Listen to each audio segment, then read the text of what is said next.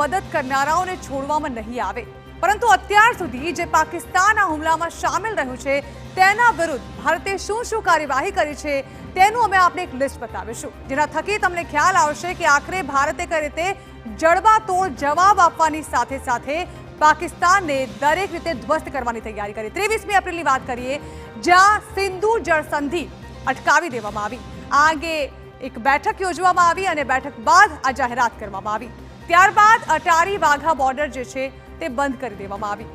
અહીંથી પાકિસ્તાનીઓની હકાલપટ્ટી કરવાની હતી અને અટારી વાઘા બોર્ડર બંધ કરવામાં આવી, તો સાથે જ પાકિસ્તાની વિઝા પણ રદ કરી દેવામાં આવ્યા। પાકિસ્તાનીઓને અહીંથી પાછા કાઢવાની કાર્યવાહી પણ તુરંત જ શરૂ કરી દેવામાં આવી હતી અને કહેવામાં આવ્યું હતું કે સર્ટેન ડેટ સુધીમાં પાકિસ્તાનીઓ ભારત છોડી દે, તો પાકિસ્તાની દૂતાવાસ પર પણ કાર્યવાહી શરૂ કરી।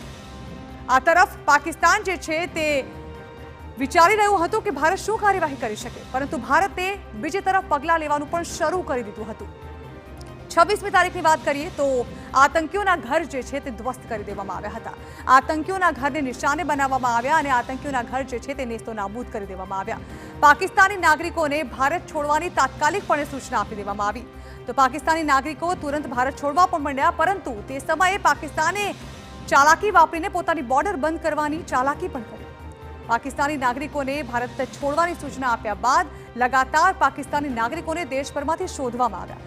સાથે જ 28મી તારીખની વાત કરીએ તો પાકિસ્તાની નાગરિકો ભારતમાંથી રવાના થઈ રહ્યા હતા।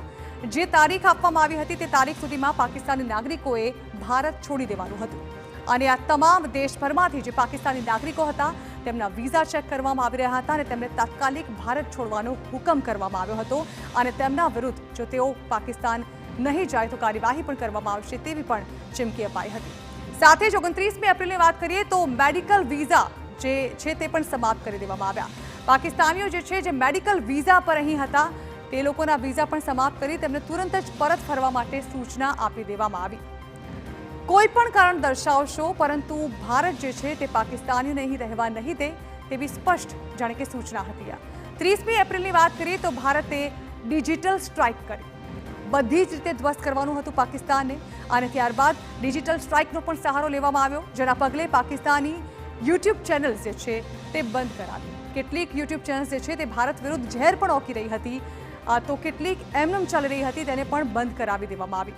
અનેક એક્સ હેન્ડલ જે છે તેને પણ બંધ કરવામાં આવ્યા। અમુક વેબસાઇટ્સ જે છે તેના પર પણ પ્રતિબંધ લગાવી દેવામાં આવ્યો હતો।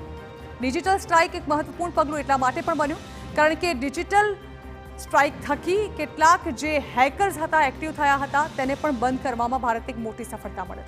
સાથે જ 1લી તારીખની વાત કરીએ તો પાકિસ્તાન દૂતાવાસ કર્મચારી સીમિત કરવાનો આદેશ કરવામાં આવ્યો, જો કે તેના પર કેટલાય સમયથી કામગીરી કરવાની કાર્યવાહી ચાલી જ રહી હતી, પરંતુ આખરે 1 મે 2025 પાકિસ્તાનને આર્થિક ફટકાની પણ તૈયારીઓ કરી લેવામાં આવી, જ્યાં તેમની સાથેનો વેપાર સંબંધ પણ જે છે તે તોડી નાખવામાં આવ્યો।